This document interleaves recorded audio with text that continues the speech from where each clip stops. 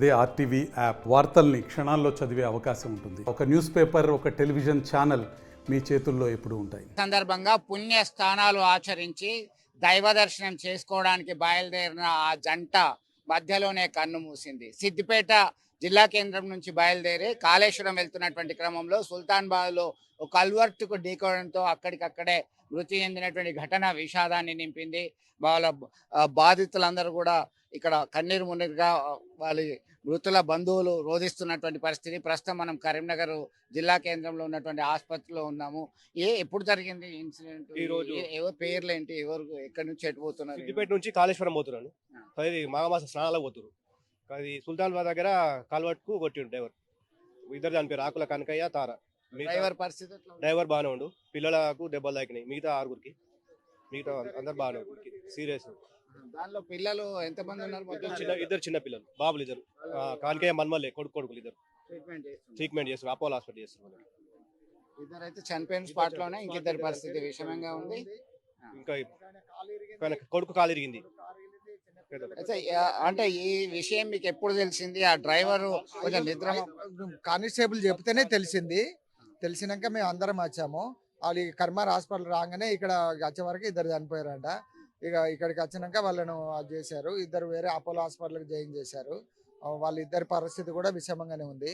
ఆ జనార్దన్ది వాళ్ళ భార్యది, వాళ్ళ పెద్ద కొడుకు కాలు ఇరిగింది, చెయ్యి దెబ్బలు తాకినాయి.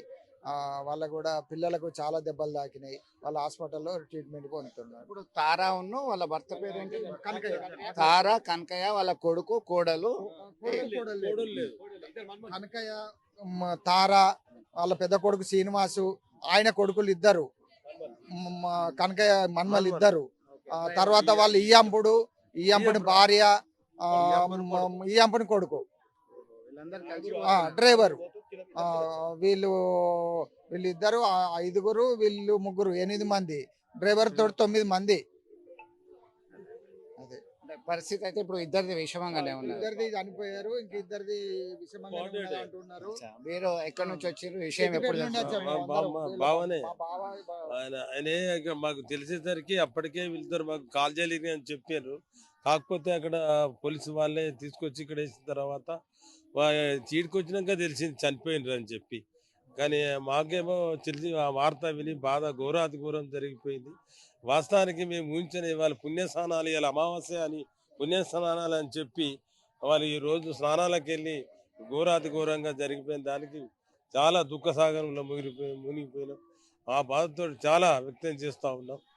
కాబట్టి ఇది ఎవరికి కూడా ఇలాంటివి జరగొద్దని ఆ భగవంతుని కూడా మరొకసారి కోరుకుంటున్నాం. మొత్తం మీద తారా, కనకయ్య దంపతులు వారి బంధువులతో కలిసి వారు వెళ్తున్నటువంటి క్రమంలో ప్రమాదం జరగడం చాలా విషాదాన్ని నింపింది. వాళ్ళ కుమారుడు కూడా విషయం తెలియగానే వచ్చి కన్నీరు మున్నీరుగా రోధిస్తున్నటువంటి పరిస్థితి హృదయ విదారకంగా మారింది. ఒక్కసారి చూడొచ్చు మనము. వాళ్ళందరూ కూడా ఒక రోదనలతో నిండంటిపోయింది. చిన్నపిల్లలు ఇద్దరు గాయాలకి గురయ్యారు. కొంతమంది కరీంనగర్లో ఉన్నటువంటి ప్రైవేట్ ఆసుపత్రిలో చికిత్స పొందుతున్నటువంటి పరిస్థితిని మనం గమనించవచ్చు. అమ్మ, మీకు ఏమవుతారు వాళ్ళు? మీకు ఎప్పుడు తెలిసింది? ఎప్పుడు తెలిసింది మీకు? మాకు 8కి 9కి. ఏమవుతారు వాళ్ళు? మరి బద్దిపెళ్ళి మాక మా బిడ్డ వాళ్ళ ఇయ్యప్పుడు ఇయ్యపురాలు. మీకేమవుతారు? మా ఆడబిడ్డ సొంత. ఎప్పుడు తెలిసింది మీకు? ఎప్పుడు తెలిసిందమ్మా? నాకు 7:30కు తెలిసింది.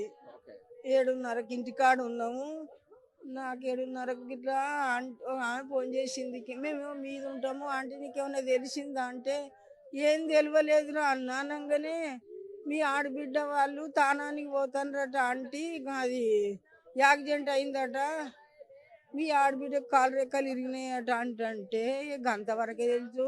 కాలు రెక్కలు ఇరిగినాయి అంటే అన్నే 2 గంటలు ఏడ్చి మొత్తం మీద వాళ్ళ సోదరుడు ఉన్నాడు. మీరు ఎక్కడ సిద్దిపేటలో ఉంటారా? మీకు ఎప్పుడు విషయం తెలిసింది? మేము శనిరం ఉంటాం. మా తమ్ముడు సెటిల్ అయ్యిండు సిద్దిపేటనే. 30-40 ఏళ్ళు అక్కడనే ఇల్లు అయింది, అన్నీ ఉన్నారు. అంత మంచిగా ఉండే తెలియకాళ్ళు.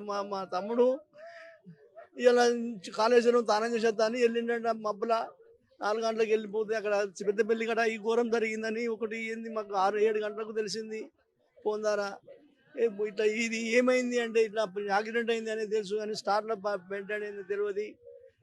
మా తమ్ముడు ఇంత ఘోరంగా చేసిండు, మాకు తను ఏం చేసిండు చూడు, భగవంతుడు ఉన్నాడు. మాకు మాత్రం ఏంటంటే సో మొత్తం మీద హృదయ విదారకంగా వీరి రోదనని మనం గమనించవచ్చు. పుణ్య స్నానాలకని వెళ్ళినటువంటి ఆ కుటుంబము కానరాని లోకానికి వెళ్ళింది. ఆ దంపతులు ఇద్దరు, మిగతా వాళ్ళందరూ త్వరగా కోలుకోవాలని మనం భావిస్తాం. వారికి మనోధైర్యం కలగాలని మనము కోరుకుందాం. విడుదల సుమంత్తో కలిసి చంద్రశేఖర్, RTV కరీంనగర్ నుండి. మరిన్ని వీడియోస్ కోసం ఛానల్ ని సబ్స్క్రైబ్ చేయండి. లేటెస్ట్ అప్డేట్స్ కోసం వాట్సాప్ ఛానల్ ని ఫాలో అవ్వండి. ఆ లింక్ డిస్క్రిప్షన్ లో ఉంది.